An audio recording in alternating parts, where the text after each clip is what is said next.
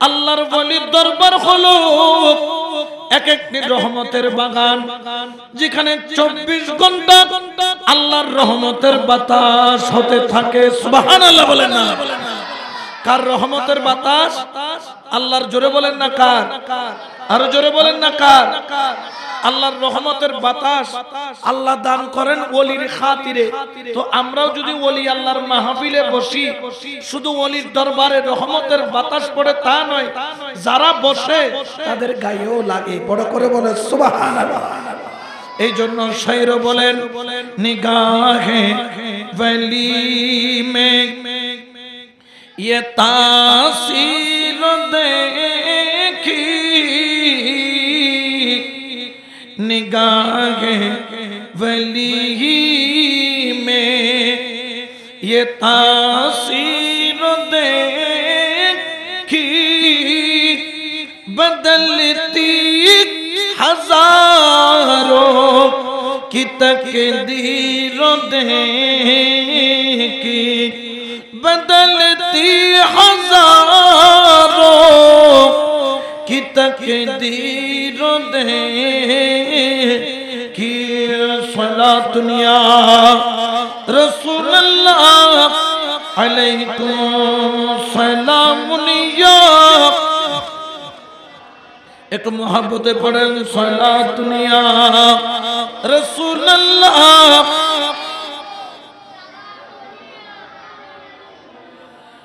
একজন আল্লাহর ওলি, যার নাম হলো হযরত বেহলুল দানা রাহমাতুল্লাহ আলাইহি, যিনি সাধারণ কোন ওলি নয়, যার শাগরিদ ছিল আমাদের ইমাম, মাযহাবের ইমাম, ইমামে আযম আবু হানিফা রাদিয়াল্লাহু তাআলা, যার ছাত্র ছিল। আর যিনি উস্তাদ ছিলেন, ওই উস্তাদের মধ্যে একজন উস্তাদের নাম হলো বেহলুল দানা। সুবহানাল্লাহ বলেন। যিনি একজন মজুজুব ছিলেন, একজন পাগল ছিলেন।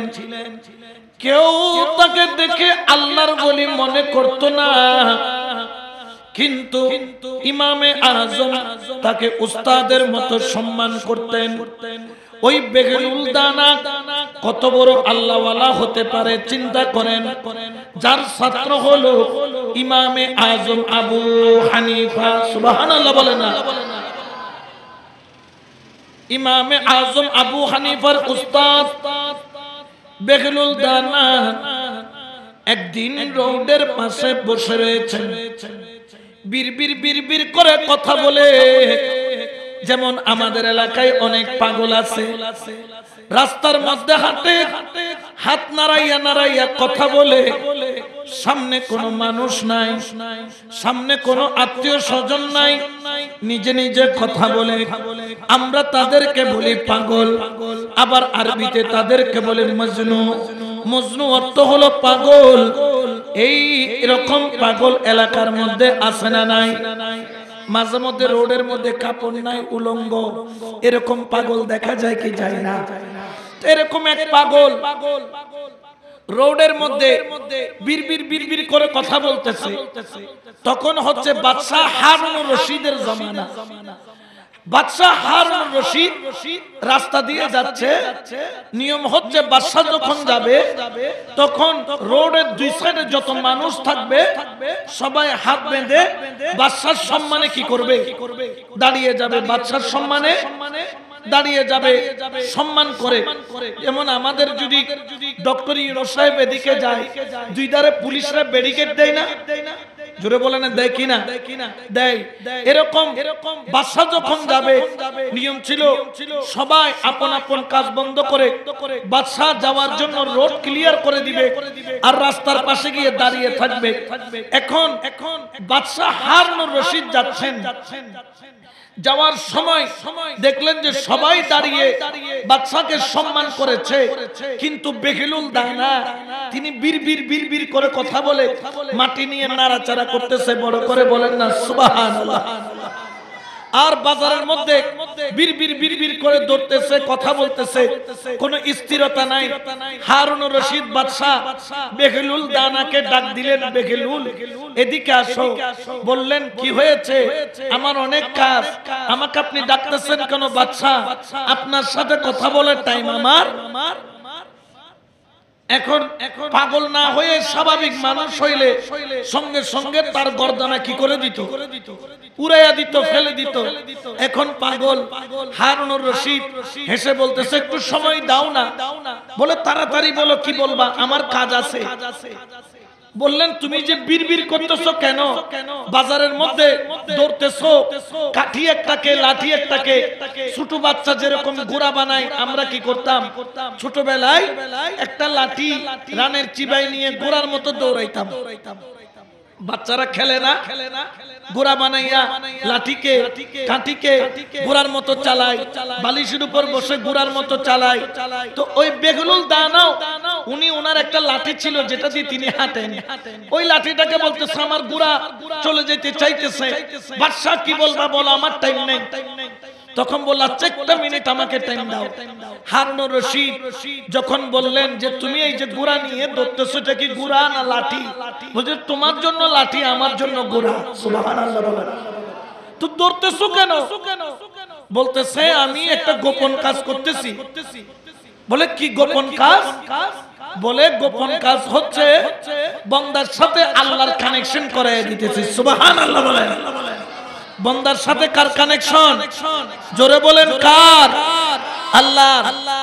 তো বাদশা হাসতেছে। পাগলে কিনা বলে ছাগলে কিনা খায়, একটা প্রবাদ বাক্য আমাদের দেশে আছে না নাই? বাদশা বললেন হারুনুর রশিদ তুমি এই কাজ কতদিন ধরে করতেছো? বললেন এই কাজ আমি বছরকে বছর করতেছি, বান্দার সাথে আল্লাহর কানেকশন করানোর জন্য আমি বাজারের মধ্যে দৌড়াদৌড়ি করি। তখন বাদশা হেসে বললেন কয়জনকে তুমি বান্দার সাথে আল্লাহর কানেকশন করতে পারলা? হারুনুর রশিদের দিকে তাকাইয়া বেগলুল দানা বলেন ও বাদশা, আল্লাহ তো কানেকশন করার জন্য হাত বাড়াইয়া রাখছে, কিন্তু বান্দার তো আল্লাহর দিকে কানেকশনের মন নাই। আল্লাহ তো হাত বাড়াইয়া রাখছে, আজকের এই দিনে আল্লাহ রাজি কানেকশন দেওয়ার জন্য, কিন্তু বান্দা কানেকশন করতে রাজি নাই। তখন বাদশা হেসে বললেন ও বেগলুল, তাহলে তুমি এখনো বান্দাকে আল্লাহর সাথে কানেকশন করাইতে পারো নাই? বললেন না, আল্লাহ তো কানেকশন করতে রাজি, কিন্তু বান্দার তো আল্লাহর দিকে কোনো খেয়াল। এই বলে তিনি কি করলেন, তার লাঠির উপর আবার বসে গেলেন। এই আমার ঘোড়া চলে যাবে। পাগল তো ঘোড়াকে বলতে, সেই ঘোড়া চলো, তোমার অনেক কাজ। লাঠি নিয়ে সে ঘোড়ার মতো আওয়াজ করে করে রোড দিয়ে চলে গেছে। বাদশা পিয়াদাদেরকে বললেন ওকে ছেড়ে দাও, পাগল মানুষ, তাকে তোমরা বিয়াদব মনে করিও না, সে পাগল, তার মতো সে চলতেছে। আবার বেগলুল দানা রোড দিয়ে চলে গেছেন। উচ্চ আওয়াজে বলেন না সুবহানাল্লাহ। 3-4 দিন পরে বাদশা আবার যায়। হঠাৎ করে দেখতেছেন ওই বেগলুল দানা এখানে আশেপাশে কবরস্থান আছে না নাই?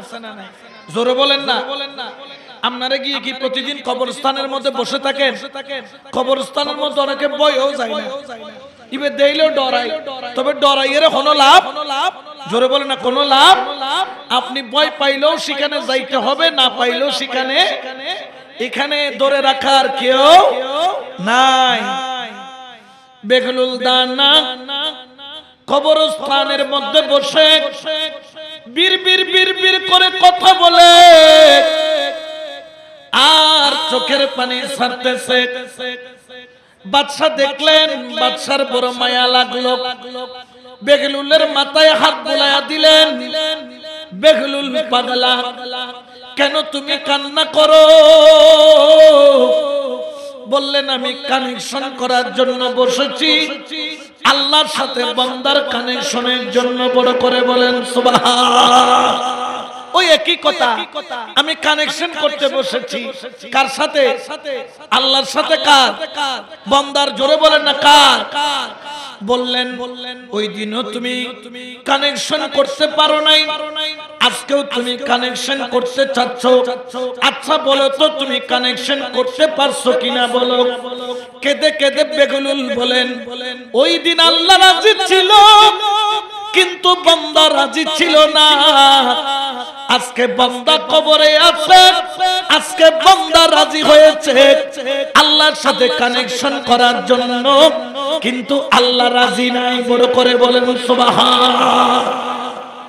মরার পরে আল্লাহর সাথে কানেকশন করতে চাইলেও ওই আর কানেকশন হবে? জোরে বলেন না হবে? বলতেছে জিন্দা থাকতে আল্লাহর সাথে যখন কানেকশন করতে বলছিলাম তখন সে কানেকশন করছে পাহাড়তলির বাজারের সাথে, দোকানের সাথে, নারীর সাথে, বাড়ির সাথে, গাড়ির সাথে, দুনিয়ার সাথে, ব্যবসার সাথে, ক্ষমতার সাথে, নেতার সাথে, আত্মীয়র সাথে, দুনিয়ার ভালোবাসার সাথে, আল্লাহর সাথে করে নাই। সেই দিন আল্লাহ বলছিলেন বান্দা আমাকে একবার আল্লাহ বলে ডাক, তুই একবার ডাকলে আমি 70 বার তোকে বান্দা বলে ডাকবো। ফাজকুরুনি আযকুরুকুম, আল্লাহ বলে একবার ডাক দে। হোক সেটা ফজরের বেলায়, হোক সেটা দুপুর বেলায়, হোক সেটা সন্ধ্যা বেলায়, হোক সেটা রাত্রি বেলায়, 3টা বাজুক, 4টা বাজুক, 5টা বাজুক, আল্লাহকে একবার আল্লাহ বলে ডাক। তুই ডাক যখনই দিবি তখনই তোর ডাকে আমি সাড়া দিব। আল্লাহ বলে ডাক দেওয়ার দেরি, বান্দা বলে তোকে ডাক দিব। তুই যখন সর্বসার মাজারে বসে একসাথে বসে আল্লাহ বলে ডাক দিবি, আমিও ফেরেশতাদেরকে নিয়ে বান্দা বলে ডাক দিব। উচ্চ আওয়াজে বলেন না সুবহানাল্লাহ। তাহলে এই ডাকার দরকার আছে না নাই? মরার পরে না বেঁচে থাকতে? জোরে বলেন না মরার পরে না বেঁচে থাকতে? তাহলে বেগলুল দানা আসলে তিনি পাগল? তাকে পাগল বললে ভুল হবে। বাদশাকে আকল দিতেছো, বাদশা তুমি প্রজার সাথে কানেকশন করতেছো, তোমার কানেকশন করার দরকার কার সাথে? তুমি ক্ষমতা আজকে আছে, কালকে? জোরে বলেন না কালকে নাই। বাদশাকে যখন বললেন আজকেও কানেকশন করাইতে পারি নাই, কারণ হলো ওই দিন আল্লাহ রাজি ছিল কিন্তু বান্দার সময় ছিল না। আজকে বান্দার সময় আছে, কবরে গেলে কোনো ব্যবসা নাই, কোনো বন্ধু নাই, ছেলে নাই, মেয়ে নাই, ভাই নাই, বোন নাই, মা নাই, বাবা নাই, কেউ তাকে ডিস্টার্ব করার নাই। আজকে সে কবরে আল্লাহ আল্লাহ বলে কানেকশন করার জন্য পাগল, কিন্তু আমার আল্লাহ বলে ও বান্দা একদিন তোকে কানেকশনের জন্য হাত বাড়াইছিলাম কিন্তু তোর কোনো সাড়া ছিল না। আজকে তোর তওবার দরজাও বন্ধ, আজকে তোর কানেকশনের দরজাও বন্ধ। ঠিক কি না? তাহলে কানেকশন করতে হবে আল্লাহর সাথে মরে গেলে না জিন্দা থাকতে? জোরে বলে না কি থাকতে? তো কানেকশন কিভাবে করবে? কানেকশন করার জন্য একটা চকেট, একটা টুপিনের দরকার হয়, যেখানের মধ্যস্থতায় কারেন্টটা পাস হয়। চকেট লাগবে, একটা টুপিন লাগবে। আর এই চকেটের নাম হলো ওলি আল্লাহ, টুপিনের নাম হলো কলব। যখন ওলি আল্লাহর প্রেমে চকেটের দিয়ে যখন আপনি আপনার কলবের টুপিন দিবেন, দেখবেন সেখানে একটা কারেন্ট আসবে, যে কারেন্টের নাম হলো বেলায়েত, যে কারেন্টের নাম হলো ইলমে লাদুন্নি, যে কারেন্টের নাম হলো ইলমে খিজরি, যে কারেন্টের নাম হলো আল্লাহর দেওয়া নূর।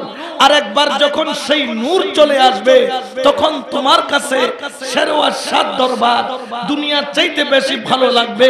শান্তি বাজারে নাই, শান্তি ওলি আল্লাহর প্রেম সাগরে আছে। উচ্চ আওয়াজে বলেন না সুবহানাল্লাহ। আসেন একটু আল্লাহর দরবার আমরা মোহাব্বতের সুরে আল্লাহর সাথে কানেকশন করার চেষ্টা করি। আল্লাহ আল্লাহ আল্লাহ লা ইলাহা হো বলো আল্লাহ আল্লাহ আল্লাহ লা ইলাহা সুবহানাল্লাহ ওয়ালহামদুলিল্লাহ লা ইলাহা লা বলো সুবহানাল্লাহ ওয়ালহামদুলিল্লাহ লা ইলাহা লা ইলাহা ইল্লাল্লাহু লা ইল্লাল্লাহ লা ইলাহা ইল্লাল্লাহু মুহাম্মাদুর রাসূলুল্লাহ সালাতুন ইয়া রাসূলুল্লাহ সালামুন ইয়া। এখন আল্লাহর ওলির দরবার হলো আল্লাহর সাথে কানেকশন করার জায়গা। তবে জেনে রাখবেন আল্লাহর ওলির দরবারের সাথে কানেকশন কেমনে হবে। যেরকম পরীক্ষার হলে গেলে খাতার কলমের প্রয়োজন হয়, খাতা ছাড়া কলমের কোনো দাম নাই, কলম ছাড়া খাতার কোনো দাম। আপনি পরীক্ষার হলে গেলেন, আপনি খাতা পাইলেন কিন্তু কলম, আপনার পরীক্ষায় মার্ক করতে পারবেন। আবার আপনার কাছে কলম আছে কিন্তু লেখার জন্য খাতা, তাও আপনি মার্ক করতে পারবেন।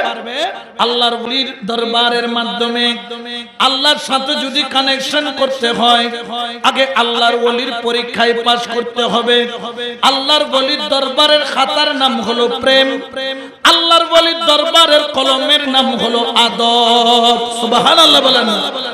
আল্লাহর ওলির দরবারের খাতার নাম কি? প্রেম। খাতার নাম কি? প্রেম। প্রেম মানে কি? মুহাব্বত।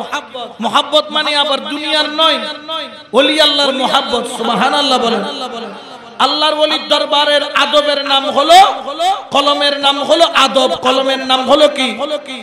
প্রেম নামের খাতা আর আদব নামের কলম, এই দুইটা দিয়ে ওলি আল্লাহর দরবারে আসতে হয়, না হলে এখানে আপনার কোনো জায়গা, জোরে বলে না জায়গা, উল্টারও বেয়াদবি করার কারণে আপনার বিরুদ্ধে মামলা হতে পারে, অ্যারেস্ট হতে পারেন, বন্দী হতে পারেন, যা ইনকাম করেছেন জরিমানা দিতে হতে পারে।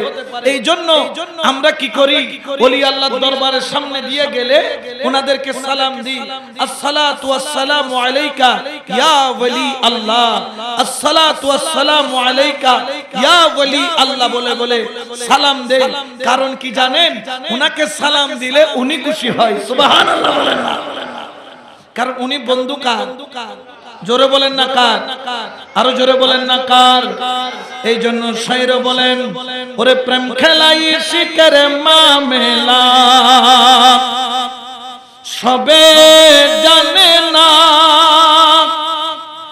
আশিক ছাড়া মাওলার দিদার কখন মিলে না রে, আশিক ছাড়া মাওলার দিদার কখন মিলে না রে, প্রেম খেলাই শিকের মামেলা সবে জানে না। সালাতুন ইয়া সালামুন ইয়া। এই জন্য বাবা আদব নিয়ে চলবেন, প্রেম অন্তরের মধ্যে রাখবেন, আল্লাহর ওলির দরবার থেকে নিয়ামত অর্জন করতে পারবেন। আল্লাহর ওলি আপনার টাকা পয়সা ধন দৌলতের তালেব নয়। আপনি এই মাজারের মধ্যে হাজারবার চাইলেও ওলি আল্লাহকে তবাররুকের এক মোট তবাররুক আপনি খাওয়াইতে পারবেন না। ওলি আল্লাহর দরবারে সে তবাররুক দেওয়া হবে, এই তবাররুক সবার মাঝখানে বিতরণ হবে, সবাই সেই তবাররুক গ্রহণ করবেন। তবে জেনে রাখেন আল্লাহর ওলির নিসবতে থাকলে ওটা দামি হয়ে যায়, মূল্যবান হয়ে যায়, দামি বনে যায়। যেমন আইয়ুব পয়গম্বর আলাইহিস সালাম, ইয়াকুব আলাইহিস সালাম, তিনি অন্ধ হয়ে গিয়েছিলেন কিসের জন্য? তার সন্তান যিনি আরেকজন পয়গম্বর মিশরের গভর্নর হয়েছিলেন। সুবহানাল্লাহ বলেন। হযরত ইউসুফ পয়গম্বর তিনি মিশরের গভর্নর ছিলেন, ইয়াকুব পয়গম্বর তিনি সন্তানের শোকে কাঁদতে কাঁদতে, কারণ 11 ভাই মিলে উনাকে কূপের মধ্যে ফেলে দিয়েছিলেন এবং উনাকে ওই কূপের মধ্যে ফেলে দেওয়ার পরে ঘরে গিয়ে বলেছিলেন আমার ভাই ইউসুফকে নেকড়েরা ছিঁড়ে খেয়ে ফেলেছে। এই কথা শুনে হযরত ইয়াকুব আলাইহিস সালাম চোখের পানি ছাড়তে ছাড়তে চোখ দুইটা অন্ধ হয়ে গিয়েছিল। যখন ইউসুফ আলাইহিস সালাম বাবার সংবাদ পেলেন, দীর্ঘ বছরকে বছর পর সবাই বললেন, 11 ভাই মাপ চাইলেন, ও ভাই ইউসুফ আমি আপনার সাথে বেয়াদবি করেছি, আমাকে মাফ করে দাও। ইউসুফ পয়গম্বর 11 ভাইকে মাফ করে দিলেন। যখন মাফ করে দিলেন, আব্বাজান হযরত ইয়াকুব পয়গম্বরের খবর নিলেন, বললেন আব্বাজান ইয়াকুব পয়গম্বর আপনার শোকে শোকে কাঁদতে কাঁদতে চোখ দুইটা অন্ধ হয়ে গেছে। ইউসুফ আলাইহিস সালাম নিজের একটা জামা খুললেন, জামা খুলে তার ভাইদেরকে দিলেন, ও ভাই নিয়ে যাও আমার জামা, এই জামাটা নিয়ে আমার আব্বাজানের চোখের মধ্যে লাগায়া দিও, আল্লাহ চাইলে আমার আব্বাজানের চোখ ভালো হয়ে যাবে। বড় করে বলেন সুবহান। এটা এমপি সাহেবর খল লাগাই দিলে চোখ ভালো হইব না, কাউন্সিলর সাহেবর মাথার টুপি লাগাই দিলে চোখ ভালো হইব না। এখন বিষয়টা কি, ইনি পয়গম্বর, ইনি কার বন্ধু? জোরে বলেন না আল্লাহর।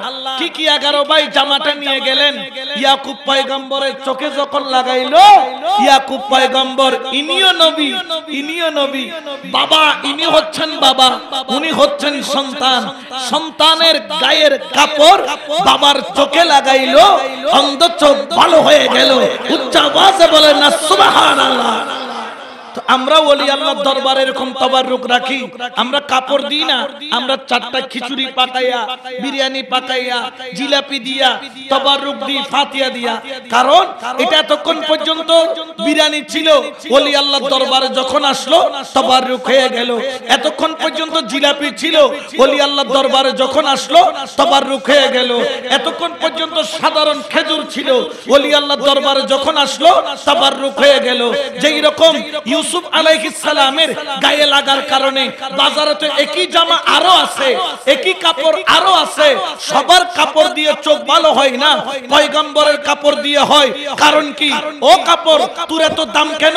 কাপড় বলে আমার দাম নয়, আমি যার সাথে লেগেছিলাম তার সাথে লেগে দামি হয়েছি। বড় করে বলো সুবহানাল্লাহ। তো কাপড় লাগার কারণে দামি হলে তাবাররুক দামি হয় না? জোরে বলেন না হয় কিনা? হয়। যখন লাগিয়ে দিলেন ভালো হয়ে গেল কে? উনিও পয়গম্বর, উনার নাম হযরত ইয়াকুব আলাইহিস সালাম। বড় করে বলেন না সুবহানাল্লাহ। তাহলে ওলি আল্লাহর দরবারে আদব না থাকলে, প্রেম না থাকলে আপনি কখনো শেফা পাবেন না। আপনি যদি আদবের সাথে তাবাররুকটা গ্রহণ করেন, মহব্বতের সাথে গ্রহণ করেন, সেটা যেটাই হোক, আপনি দেখবেন এটার ভিতরে আল্লাহ শেফা দান করবেন কে? জোরে বলেন না আল্লাহ। একদিন আমার কাশি, খুবই কাশি, সিনা কাশতে কাশতে ব্যথা। আমার আম্মা কি করলেন, ঘর থেকে বের হয়ে একটু বাড়ির পিছনে গেলেন, কয়েকটা পাতা তুলে আনলেন। একটার নাম হচ্ছে তুলসী পাতা, আর একটার নাম হচ্ছে কপ পাতা। আইনে গুলাকে ছেঁচে রস করে একটু মধু দিয়ে গরম করে আমাকে বললেন, বাবা খেয়ে নাও, তোমার কি লাগবে? ভালো লাগবে। আমি খাইলাম, খাওয়ার পরে দেখি কপগুলা অটোমেটিক বের হয়ে যাচ্ছে। আমি বললাম ব্যাপার কি? তো কয়েকটা আমি ওই যে কোরে গাছের পাতা নিলাম। ও জফুত, কোরে গাছের পাতা খাইলে খপ না যাইব, খপ পাতা কোন পরিব? আমি বললাম কেন? বলতেছেন কারণ এই পাতার ভিতরে রোগের প্রতিষেধক দিয়েছেন কে? সব পাতার মধ্যে নাই, ওই পাতার মধ্যে দিয়েছেন। পাতার গুণ নয়, এটা গুণ কার? আল্লাহ দিয়েছেন। এজন্য কপ পাতা খাইলাম, তুলসী পাতা খাইলাম, গলা ক্লিয়ার হয়ে গেল, সিনা হালকা হয়ে গেল। ঠিক এই পাতার গুণ নয় এটা, এটা পাতার ভিতরে গুণটা আল্লাহ দিয়েছেন। এটা সামান্য খিচুড়ির গুণ নয়, এটা গুণটা ওলি আল্লাহর খাতিরে আল্লাহ দিয়েছেন। যেরকম পয়গম্বরের গায়ের সাথে লাগার কারণে জামা চোখের অন্ধত্ব দূর করেছেন, ওলি আল্লাহর দরবারে আসার কারণে তাবাররুক বিমার থেকে শেফা দান করবেন। বড় করে বলেন না সুবহানাল্লাহ। একটু দরুদ শরীফ পড়েন, সালাতুন ইয়া রাসূলুল্লাহ আলাইকুম।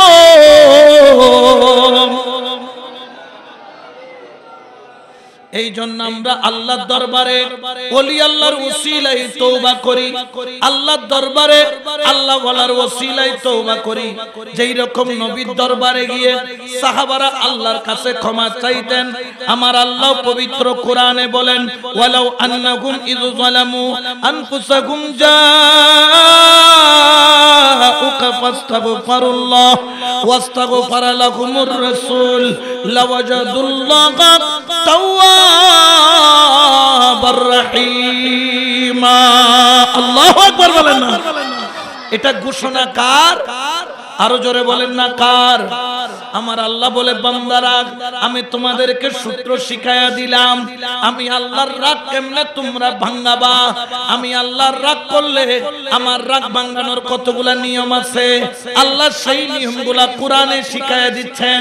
এখানে যারা ছোট বাচ্চারা আছেন বা যারা বড় আছেন, ঘরের মধ্যে মা আছে, মা যখন রাগ করে সন্তান জানে মায়ের রাগ কিভাবে ভাঙাইতে হয়।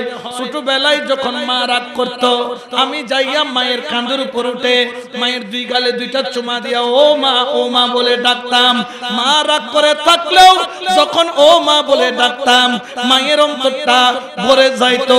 একটু করে মুস্কি হাসি দিয়ে বলতে যা তাড়াতাড়ি নাস্তা খাই প্রতিবার। আর কোনোদিন ভুল ন করিবি, আর কোনোদিন ভুল আর নইলে খালি তুই ঘর তুই কি করে দিম বাইর করে দিম। ডর লাগার দে যাতে ডর লাগাই ঘরে ঢুকতে নদের, ফজরের নামাজ ন করে নাস্তা নদের যাইরে খান্দে তুড়ি ও মা ননাই ননে আর মা ননে এবার সৈগ্য মা এবার ননাই মা এবার খলজে টুরা মা আম্মা আর তুই গুসাই তারনে এন যাতে হই মার গুসার আছে রে ফানি হই নে নই ইয়া গুস্তা টুরো জায়গা থ টুরো দে দুই টুরে দবুত খ আর বুয়া খ আর টুরে ইয়েন খ ইয়েন দি মমতা, ইয়েন দি মা মায়ের অন্তরে সন্তানের জন্য কি মমতা।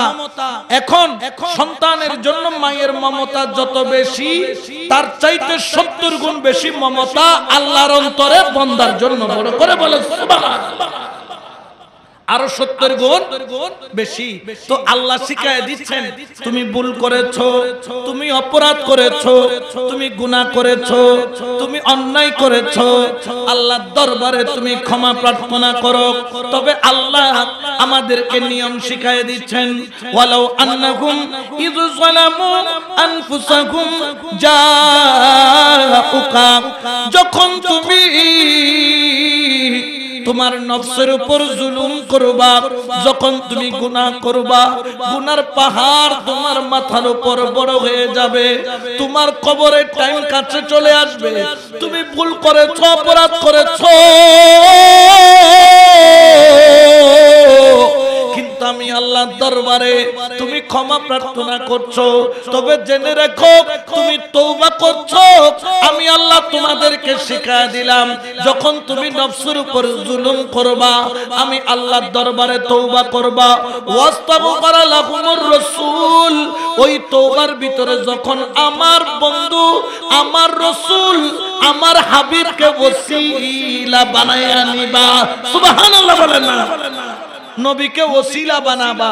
যখন তুমি নবীকে ওসিলা করবা, যেরকম নবীকে ওসিলা করা জায়েজ, সেরকম ওলিকে ওসিলা করা, জোরে বলেন ওলিকে ওসিলা করা জায়েজ। আমার আল্লাহ বলেন তুমি যখন ওসিলা করে দুই হাত তুলে ক্ষমা চাইবা, লা ওয়াজাদুল্লাহ তাওয়াবার রহিমা, আমি আল্লাহ ওয়াদা করলাম তুমি তওবা করার দেরি আমি আল্লাহ মাফ করতে দেরি করব না। লাওয়াজাদুল্লাহ তাওয়াবার রহিমা, আমি অধিকারে তোমার তওবা কবুল করব। বড় করে বলেন সুবহানাল্লাহ। তাহলে আল্লাহর ওলি ওসিলা করা জায়েজ আছে না না? জোরে বলে না আছে না নাই? আল্লাহর ওলির মুহাব্বত অন্তরে রাখতে হবে। যদি আপনি ওলির প্রেম না রাখেন, মুর্শিদের প্রেম না রাখেন, ওলি আল্লাহর মুহাব্বত না রাখেন, আপনি কখনো নিয়ামত পাবেন?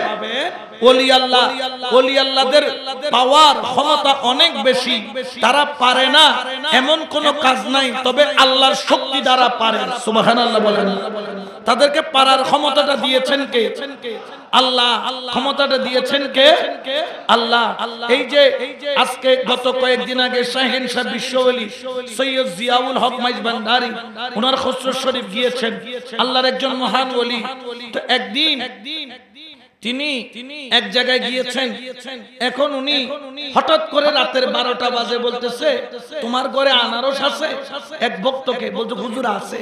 বলছে, আমার মন চাইতেছে আনারস দিয়ে একটু মধু দিয়ে মাখায়া খাবো। সুবহানাল্লাহ। কি দিয়ে? আনারস দিয়ে মধু দিয়ে মাখায়া খাবো। এখন ওই ব্যক্তি চিন্তায় পড়ে গেছেন, আনারস আছে কিন্তু মধু। রাতের 12টা পার হয়ে গেছেন, কার ঘরে যাই মধু তো আইব, বাজারও বন্ধ। এগুলা আজকে নয়, এগুলা 80-র আগে, 1980 আগের কথা। এখন ওই ব্যক্তি চিন্তায় পড়লেন, আনারস কেটে আনলেন বয়ে বয়ে। আল্লাহর ওলি বিশ্ব ওলি হযরত সৈয়দ জিয়াউল হক মাইজ ভান্ডারী কিবলাকে বলতেছেন, বাবাজান আনারস আনছে। বলছে, মধু কই? মধু আনো নাই? বলছে, বাবাজান মধু তো নাই। তখন বাবাজান বললেন, কে বলছে মধু নাই? এদিকে আসো, মধুর নেওয়ার জন্য একটা বাটি নিয়ে আসো। বাটি নিয়ে আসলেন। শাহিন সাহেব বাবাজান কিবলা তার সোজা হাতটাকে একটু বাঁকা করে দিলেন। যখন বাঁকা করলো, হঠাৎ করে হাত থেকে যেন কি যেন টপ টপ করে পড়া আরম্ভ হলো। দেখা গেল যেন মধুর নহর ওনার হাতে দিয়ে বের হচ্ছে। যেই রকম সাহাবায়ে কেরাম নবীর সাথে যুদ্ধের ময়দানে গিয়েছিল, পানি নাই, 30,000 সাহাবাকে নবীর 5 আঙ্গুল দিয়ে পানি বের করে খাওয়াইছিলেন। সেই রকম বিশ্ববলি সৈয়দ জিয়াউল হক মাইজ ভান্ডারী বাটির মধ্যে হাতের আঙ্গুল দিয়ে মধু নির্গত করলেন। উচ্চ আওয়াজে বলেন সুবহান। কারণ ওনাদেরকে ক্ষমতা দিয়েছেন কে?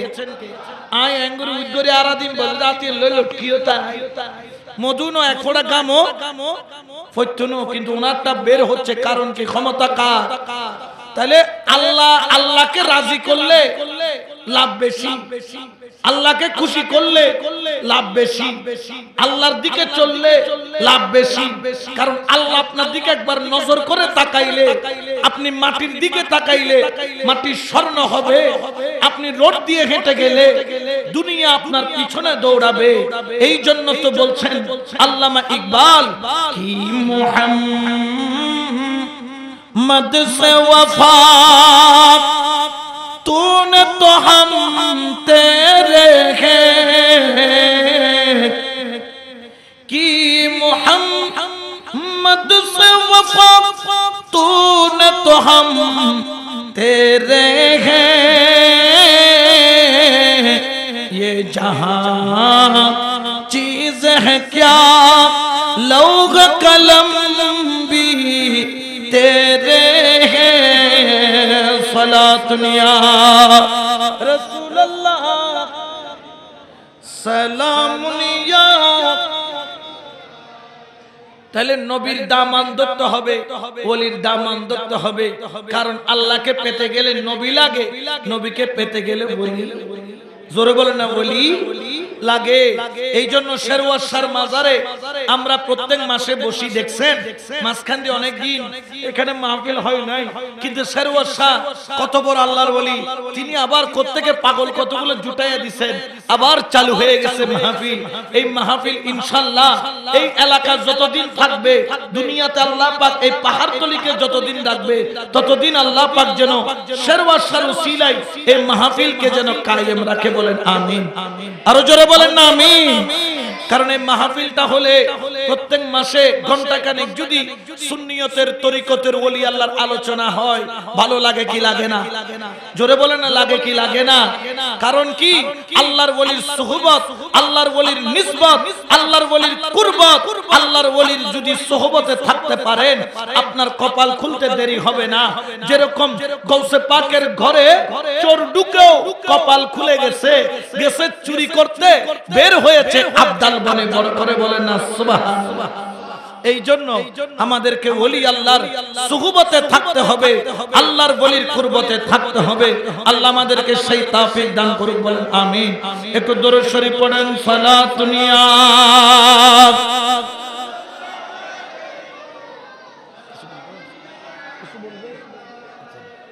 তাহলে আপনারা এখানে যারা এসেছেন আপনারা বড় ভাগ্যবান।